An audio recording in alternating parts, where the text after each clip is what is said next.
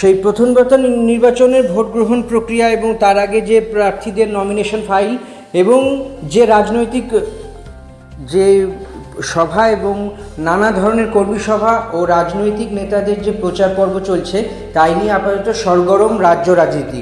শুধু এখানেই শেষ না, সবথেকে বড় বিষয় হলো এবারের ভোটে অর্থাৎ এবারের বিধানসভা নির্বাচনে ভবানীপুর আসনটি হলো সব থেকে উল্লেখযোগ্য একটি আসন। কেননা বিশেষজ্ঞরা মনে করছেন যে এই আসন থেকে যে জিতবে সেই হবে বাংলার পরবর্তী মুখ্যমন্ত্রী। কিন্তু এর পেছনে অনেক অঙ্ক আছে, এর পেছনে অনেক রিসার্চ আছে, এর পেছনে আরও অনেক কথাবার্তা আছে।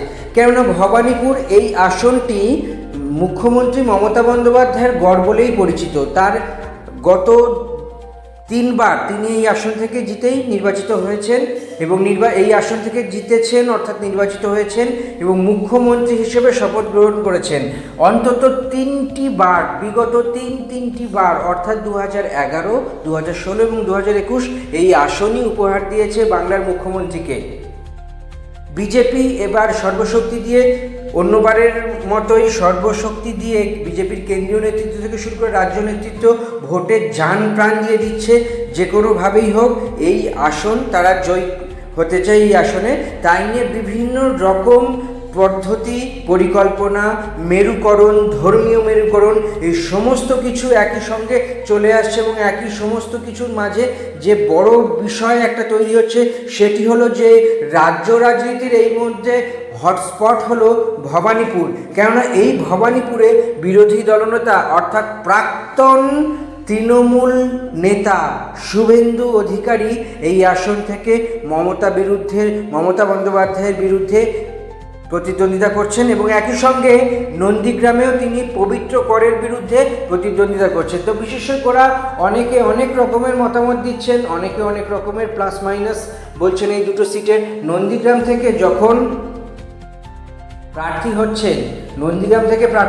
হচ্ছেন শুভেন্দু অধিকারী, ফলত তাকে একই সঙ্গে ভবানীপুরেও সমান সময় দিতে হচ্ছে এবং নন্দীগ্রামে তার একদা ঘনিষ্ঠ পবিত্র কর তারই বিরুদ্ধে প্রার্থী হয়েছে। ফলত অনেকেই বলছেন যে পবিত্র করের কাছে অত্যন্ত সহজ কাজ, কেননা শুভেন্দু অধিকারীর প্রতিটি প্রকৃতি এবং প্রতিটি পদক্ষেপ জানেন পবিত্র কর এবং সেই মতো করেই গত বছর অর্থাৎ 2021-এ যখন মমতা বন্দ্যোপাধ্যায় এই আসন থেকে প্রতিদ্বন্দ্বিতা করেছিলেন তখন নন্দীগ্রাম জয়ের নীল নকশা তৈরি করেছিলেন শুভেন্দুর সঙ্গে এই পবিত্র করই। বিভিন্ন ক্ষেত্রে দেখা গেছে ভোটের দিন নন্দীগ্রামে নির্বাচনের দিন মমতা বন্দ্যোপাধ্যায়কে নন্দীগ্রামের একটা অংশে কি আটকে পড়েছিলেন, তখন মমতা বন্দ্যোপাধ্যায়কে ঘিরে স্লোগান দিয়েছিল যে সমস্ত বিজেপি কর্মী বা বিজেপি সমর্থকেরা, তারা অ্যাকচুয়ালি কিন্তু মনে করেন যে সেই পরিকল্পনাটা টোটালটাই শুভেন্দু অধিকারীর সঙ্গে তৈরি করেছিলেন পবিত্র কর।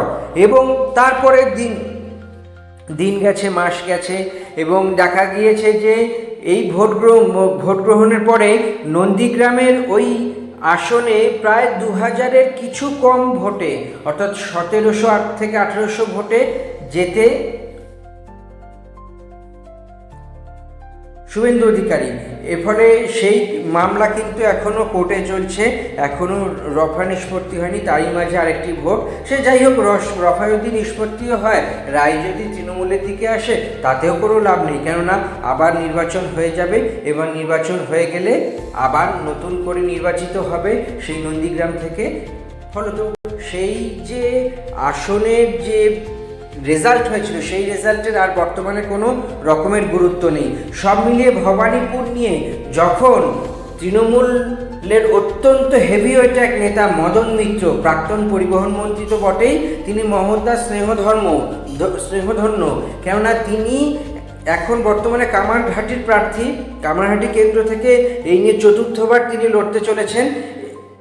দেখা গিয়েছে যে মদন মিত্রকে যখন সাংবাদিকরা জিজ্ঞেস করেছিলেন যে দাদা, আপনি তো দীর্ঘদিন ধরে মমতা বন্দ্যোপাধ্যায়ের সঙ্গে একই রাজনৈতিক প্ল্যাটফর্ম শেয়ার করছেন এবং বিভিন্ন রকমের আন্দোলনের সঙ্গী।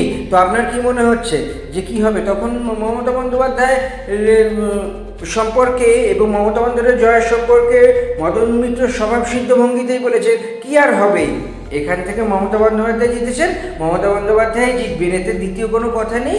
আর ব্যাপার হলো মমতা বন্দ্যোপাধ্যায় না থাকলে, তিনি নিজের কথা বলছেন মদন মিত্র আজকে হতো না।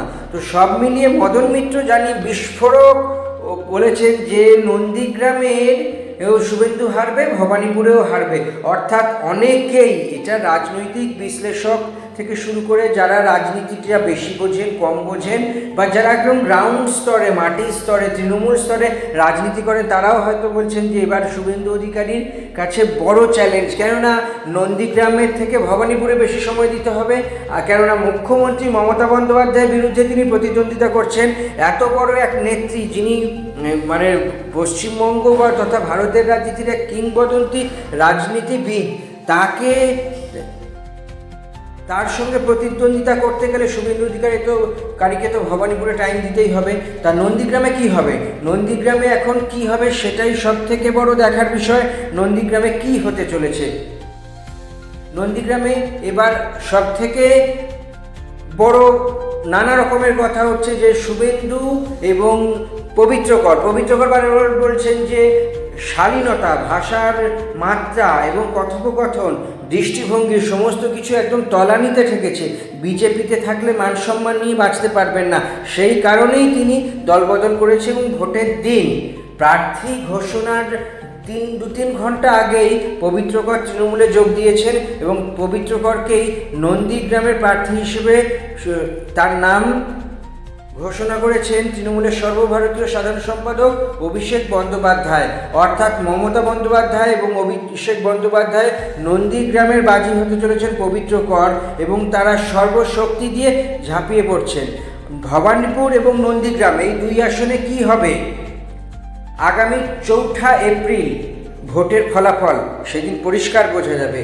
আর আপনাদের যদি এই ভিডিও ভালো লেগে থাকে, যদি মনে হয় এরকম ভিডিও দেখতে চান, তাহলে আমাদের চ্যানেলটি সাবস্ক্রাইব করে দিন, বেল আইকনটি ক্লিক করে দিন, লাইক শেয়ার কমেন্ট তো করেই দেবেন এবং সব আমাদেরকে কমেন্ট বক্সে জানান কি ভিডিও দেখবেন।